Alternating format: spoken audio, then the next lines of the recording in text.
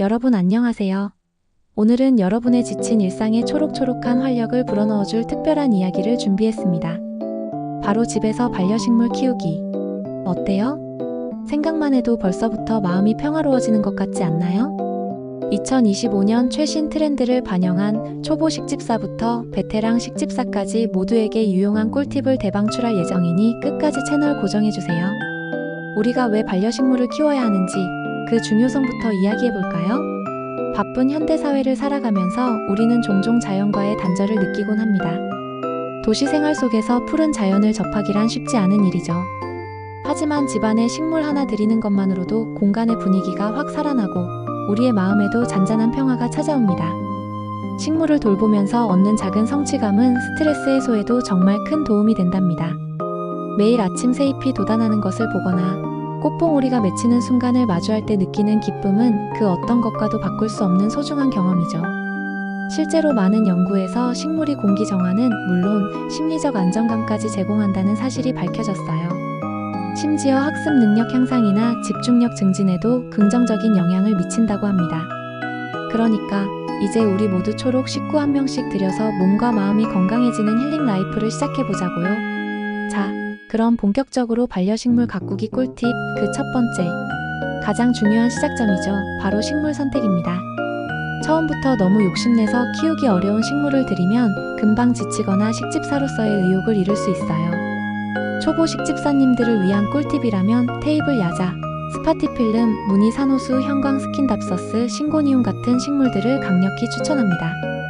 이 친구들은 비교적 병충해에도 강하고 물 주는 주기도 너그럽고 웬만한 환경에서도 꿋꿋하게 잘 자라주는 기특한 아이들이에요. 말 그대로 순둥이 식물들이죠. 실내 환경의 적응력도 뛰어나서 특별한 관리가 없어도 쉽게 죽지 않는답니다. 그런데 여기서 잠깐, 아무리 순둥이 식물이라도 우리 집 환경과 맞지 않으면 잘 자라기 어렵겠죠? 식물은 환경에 매우 민감하기 때문에 우리 집은 채광이 어떤지, 습도는 높은지 낮은지, 바람은 잘 통하는지 꼼꼼하게 살펴보세요. 예를 들어 만약 동양 아파트라서 빛이 좀 부족한 편이라면 햇빛이 많이 필요 없는 식물을 선택하거나 부족한 빛을 보충해줄 식물 등을 활용하는 것이 현명한 선택입니다. 창문이 많아 햇빛이 잘 드는 곳이라면 다양한 식물을 키울 수 있겠지만 그렇지 않다면 방그늘에서도 잘 자라는 식물을 선택하는 것이 좋겠죠. 식물도 자기한테 맞는 집이 있다는 사실 잊지 마세요. 다음은 식물 키우기의 기본 중에 기본, 물주기입니다. 물주기가 생각보다 까다롭다고 느끼시는 분들이 많은데요. 사실 간단한 원리만 알면 어렵지 않아요. 가장 중요한 건 식물 종류에 따라 물 주는 주기가 다르다는 점입니다. 모든 식물에게 똑같이 물을 주면 안 돼요. 다육식물처럼 물을 저장하는 능력이 뛰어난 식물은 물을 자주 주면 안 되고 잎이 넓은 식물은 증산작용이 활발해서 물을 자주 필요로 하기도 하죠. 그리고 흙의 상태를 꼭 확인하는 습관을 들이세요. 손가락으로 흙을 살짝 만져보고 겉흙이 마르면 물을 흠뻑 주는 것이 일반적인데요. 이때 물이 화분 아래 배수구로 충분히 흘러내릴 때까지 주는 게 중요합니다. 흠뻑이라는 말이 핵심이에요. 충분히 물을 줘야 뿌리 전체에 골고루 수분이 공급됩니다. 그런데 여기서 또 주의할 점. 물을 너무 많이 주면 뿌리가 썩을 수 있다는 사실. 과습은 식물에게 독이 될 수 있습니다. 화분 받침대에 고인 물은 바로 버려주세요. 틱톡 같은 SNS에서 식물 물주기라고 검색해보시면 다양한 식물들의 물 주기 노하우를 영상으로 쉽게 찾아볼 수 있으니 참고하시면 큰 도움이 될 거예요. 저도 처음에 틱톡에서 영상 보면서 우리 집 식물들에게 맞는 물주기 타이밍을 익혔답니다. 햇빛도 정말 중요하죠. 대부분의 식물은 햇빛을 정말 좋아하지만 그렇다고 뜨거운 직사광선을 그대로 쬐게 하는 건 오히려 해가 될 수 있어요. 사람도 한여름 땡볕에 오래 있으면 피부가 타는 것처럼 식물도 강한 직사광선에 노출되면 잎이 타들어가거나 화상을 입을 수 있거든요. 특히 유리창을 통해 들어오는 빛은 더욱 강할 수 있으니 주의해야 합니다. 창가에 두되 너무 강한 직사광선은 피할 수 있도록 커튼이나 블라인드를 활용하거나 빛이 잘 드는 밝은 실내 공간에 배치하는 것이 좋습니다. 식물에게 최적의 선샤인 스폿을 찾아주는 거죠. 식물의 잎이 창문 쪽으로 기운다면 화분의 방향을 주기적으로 바꿔주어 모든 부분이 골고루 햇빛을 받도록 해주세요. 그리고 통풍. 의외로 간과하기 쉬운데 통풍은 식물의 건강에 아주 중요한 요소입니다. 식물도 우리처럼 신선한 공기가 필요해요.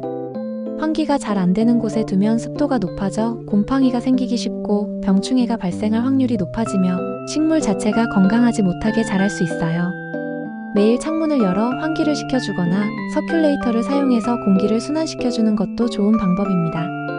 특히 겨울철에는 환기가 부족하기 쉬운데 이때도 짧게라도 창문을 열어 신선한 공기를 순환시켜주는 것이 중요해요. 신선한 바람이 식물에게 활력을 불어넣어 준답니다. 이제 흙과 분갈이에 대해 알아볼까요? 식물에게 흙은 마치 우리 몸의 음식과 같습니다. 어떤 흙을 사용하느냐에 따라 식물의 건강 상태가 달라질 수 있어요. 식물 종류에 맞는 흙을 사용하는 것이 중요하며 무엇보다 배수가 잘 되는 흙을 선택하는 것이 일반적입니다. 물 빠짐이 좋지 않으면 뿌리가 썩을 위험이 커지니까요. 시중에 상토, 마사토, 펄라이트 등 다양한 종류의 흙이 나와 있으니 키우려는 식물에 적합한 혼합토를 사용하거나 직접 배합해서 사용하는 것도 좋은 방법입니다. 잘 모르겠다면 전문가에게 문의하거나 인터넷 정보를 참고해보세요. 그리고 분갈이. 식물이 처음 화분에 심겨져서 계속 자라다 보면 뿌리가 화분 안에 꽉 차는 경우가 생겨요. 이때는 더 큰 집으로 이사시켜줘야 하는데요. 바로 분갈이입니다. 보통 12년에 한 번 정도 해주는데 식물의 성장 속도에 따라 주기는 달라질 수 있습니다. 뿌리가 화분 아래로 삐져나오거나 물을 줘도 흙에 잘 스며들지 않고 겉에서 맴도는 느낌이 든다면 또는 식물 성장이 눈에 띄게 느려졌다면 분갈이를 해줄 때라는 신호랍니다. 분갈이 시에는 기존 흙을 어느 정도 털어내고 새 흙으로 갈아주는 것이 좋습니다. 이 과정에서 뿌리 상태를 확인하고 썩은 뿌리나 과하게 자란 뿌리는 소독된 가위로 제거해주는 것도 잊지 마세요.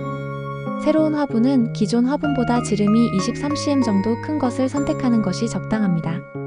이제 좀 더 특별한 관리 팁을 알려드릴게요. 혹시 흙 없이 물에서 식물을 키우는 수경 재배에 대해 들어보셨나요? 흙 관리나 벌레 걱정이 적어서 초보자도 쉽게 시작할 수 있는 방법입니다. 특히 줄기만 잘라서 물에 담가두면 뿌리가 자라나는 것을 직접 볼 수 있어서 아이들 교육에도 매우 유익하죠. 물만 잘 갈아주면 되니 관리도 비교적 편합니다. 보통 일주일에 한 번씩 물을 갈아주는 것이 좋고 이때 깨끗한 물을 사용하는 것이 중요합니다. 수돗물을 바로 사용하는 것보다 하루 정도 받아두어 염소 성분을 날려보낸 후 사용하는 것이 식물에게 더 좋습니다.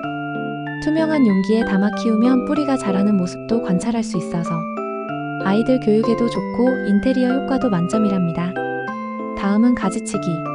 식물의 모양을 예쁘게 다듬고 통풍을 좋게 하기 위해 가지치기를 해주는 것이 좋습니다.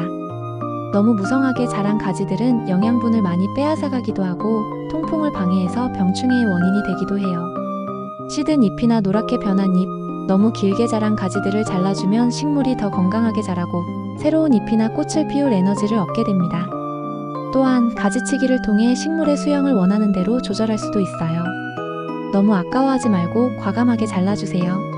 병충해 예방도 정말 중요하죠. 아무리 잘 키워도 병충해가 생기면 속상하잖아요. 병충해는 초기에 발견해서 대처하는 것이 가장 중요합니다. 정기적으로 식물의 잎을 부드러운 천으로 닦아주는 것만으로도 먼지를 제거하고 응애 같은 해충의 번식을 막는 데 도움이 됩니다. 그리고 아까 말씀드렸던 통풍.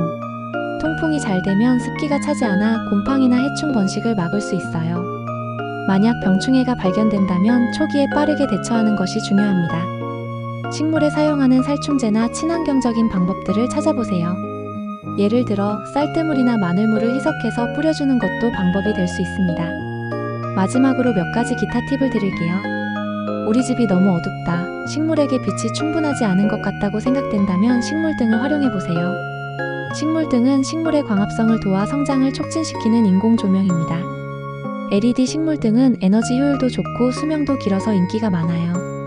종류도 다양하고 디자인도 예쁜 제품들이 많으니 인테리어 효과까지 덤으로 얻을 수 있답니다. 그리고 식물에 대한 정보를 꾸준히 얻는 것도 중요해요. 농림축산식품부 유튜브 채널이나 다양한 식물 관련 블로그, 그리고 식물 커뮤니티에 가입해서 다른 식집사님들과 소통하며 정보를 공유하는 것도 좋은 방법입니다. 저도 궁금한 점이 생기면 바로 커뮤니티에 질문해서 많은 도움을 받고 있어요. 식물 관련 박람회나 플리마켓에 참여하여 새로운 식물이나 정보를 얻는 것도 좋은 경험이 될 거예요. 마지막으로 가장 중요한 팁은 바로 애정입니다. 식물은 살아있는 존재예요. 우리의 작은 관심과 애정이 식물을 건강하게 자라게 하는 가장 큰 비료가 된답니다. 매일 식물을 보면서 말을 걸어주고 작은 변화에도 관심을 가져주세요. 물을 줄 때마다 잘 자라줘서 고마워, 오늘도 예쁘구나 하고 속삭여보세요. 분명 식물도 여러분의 사랑에 보답할 거예요. 요즘 틱톡 같은 소셜미디어 플랫폼에는 정말 기발하고 유용한 식물 관리 팁들이 많이 올라오고 있어요. 특히 물주기 방법이나 행잉 식물 관리법 같은 건 영상으로 보면 훨씬 이해하기 쉽죠. 짧은 시간 안에 핵심 정보만 쏙쏙 얻을 수 있어서 저도 자주 참고한답니다. 여러분도 한번 검색해보세요. 이렇게 집에서 반려식물을 가꾸는 과정은 단순히 식물을 키우는 것을 넘어 우리 자신의 마음을 돌보고 삶의 질을 높이는 훌륭한 취미가 될 수 있습니다. 식물을 통해 인내심을 배우고 자연의 경이로움을 느끼며 소소한 행복을 발견하는 시간은 그 무엇과도 바꿀 수 없을 거예요. 초록 식구들과 함께하는 홈가드닝을 통해 몸과 마음이 모두 건강해지는 특별한 경험을 해보시길 바랍니다. 2025년 이 꿀팁들을 활용해서 여러분의 집을 더욱 풍성하고 아름다운 초록 정원으로 만들어보세요. 다음에도 더 유익하고 재미있는 정보로 찾아오겠습니다. 안녕.